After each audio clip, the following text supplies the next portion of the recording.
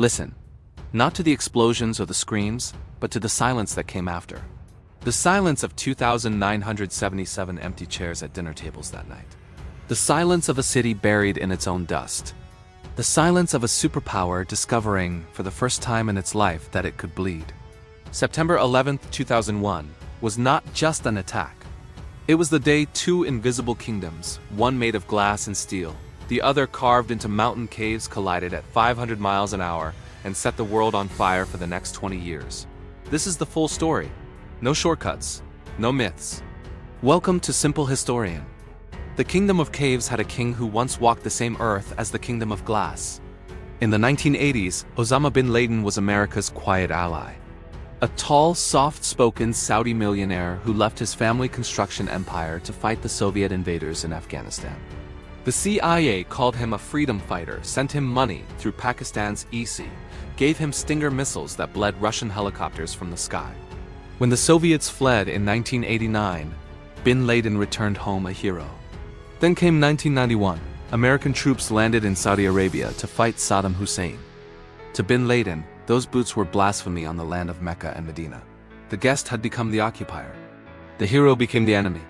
He was stripped of his Saudi citizenship, exiled to Sudan, then welcomed by the Taliban in Afghanistan. In 1996, he declared war on America from a cave.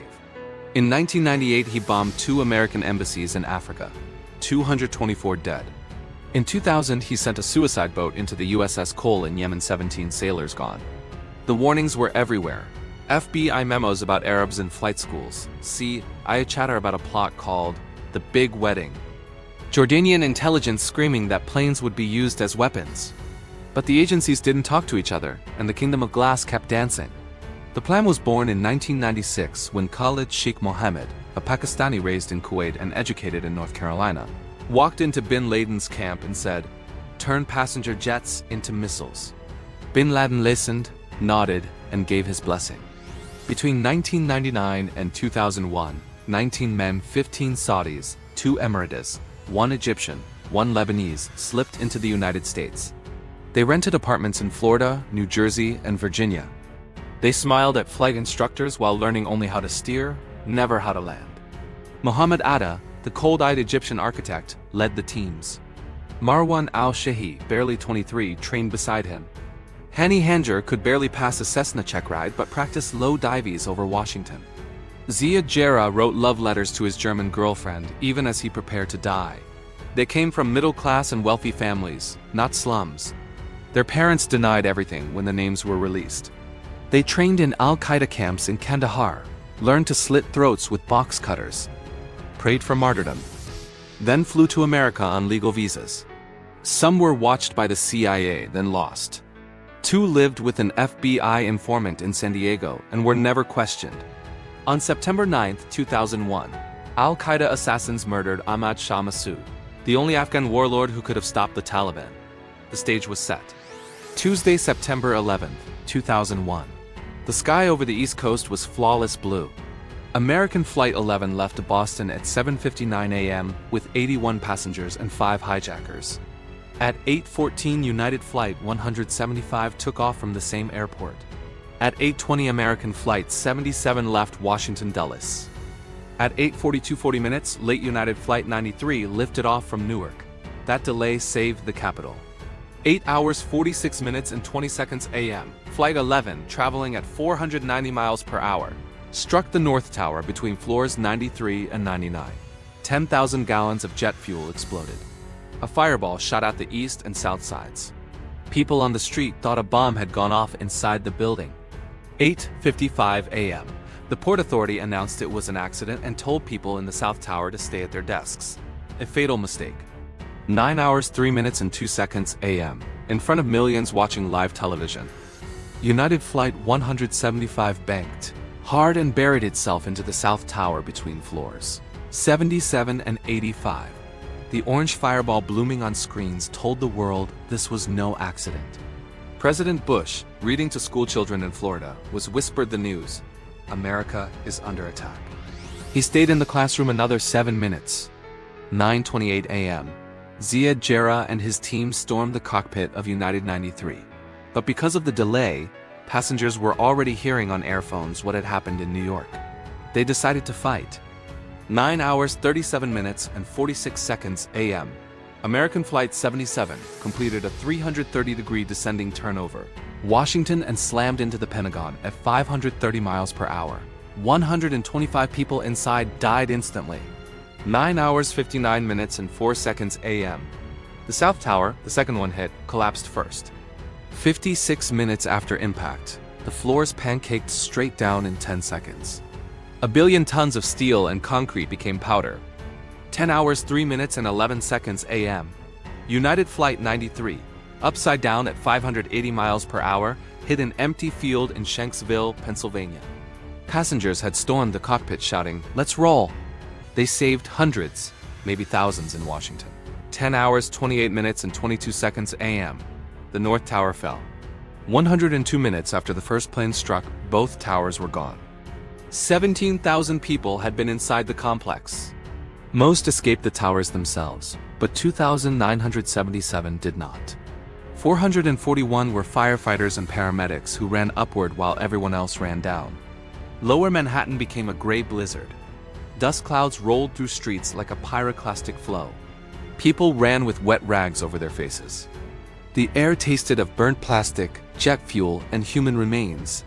For months the pile burned at 500 degrees Fahrenheit. They called it the pit.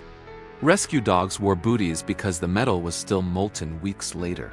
The financial cost was immediate and staggering.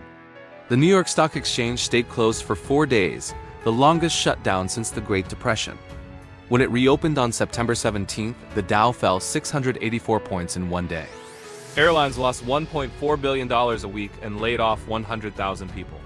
Insurance claims hit $40 billion, the largest insured loss in history. America's GDP growth, which had been 4 to 5% before the attacks, dropped below 1% by year's end. Global markets bled with it. But defense contractors soared. Lockheed Martin, Raytheon, Northrop Grumman stocks jumped 20 to 40% in days. Investors knew war was coming. Across the planet, Muslims condemned the attacks. The Organization of Islamic Cooperation called it barbarism. The Grand Mufti of Saudi Arabia said it violated every teaching of Islam. Iran's supreme leader called the killings un-Islamic. Mothers of the hijackers went on television weeping, refusing to believe. Because the Prophet Muhammad, peace be upon him, had given strict orders even in war. Do not kill women, children, old people, priests, or even cut down trees. Yet overnight, 1 billion peaceful believers were asked to apologize for 19 murderers. In America, hate crimes against Muslims and anyone who looked Muslim rose 1,600% in weeks.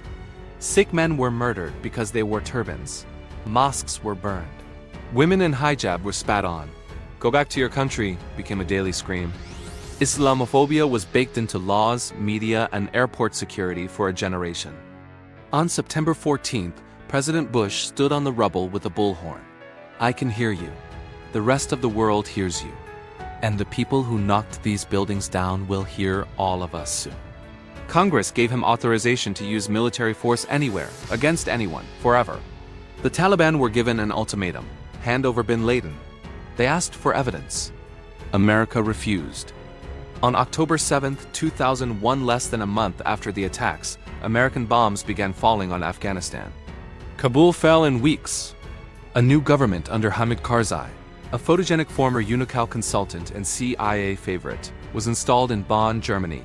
Al Jazeera showed civilian casualties. The US bombed their Kabul office to shut them up. Everyone thought it was over. It was just beginning. In 2003, America turned its eyes to Iraq and its imaginary weapons of mass destruction. While the giant was distracted, the Taliban crept back village by village. Abu Ghraib torture photos leaked. Shoes were thrown at Bush in Baghdad. Every time a drone killed a wedding party, 10 new fighters were born. The war that was supposed to last weeks lasted 20 years. $8 trillion. Over 900,000 direct deaths across the wider war on terror.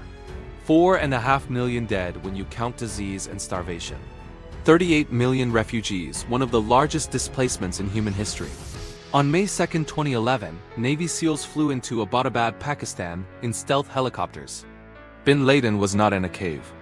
He was in a 3-story compound 1 mile from Pakistan's military academy, living with 3 wives and a dozen children. A courier the CIA had tracked for years led them there. A fake vaccination program collected DNA from the kids. On the 3rd floor, an unarmed bin Laden was shot above the left eye. His son Khalid was killed on the stairs. The SEALs took the body, confirmed the DNA, and buried him at sea so no shrine could ever be built. Al-Qaeda confirmed his death and promised revenge. The king of the caves was gone. But the kingdom of glass did not leave. It stayed another 10 years partly to keep an eye on rising China. Partly because Afghanistan sits on $1 trillion of lithium, cobalt, and rare earth minerals needed for every phone and electric car battery on Earth. In February 2020, Donald Trump signed a deal with the Taliban in Doha. America would leave by May 2021 if the Taliban didn't attack US forces. Joe Biden honored the deal but moved the date to September 11, 2021, symbolic and disastrous. The Afghan army, trained for 20 years at a cost of $88 billion, melted away in days. Corruption, ghost soldiers, no will to fight without American air support.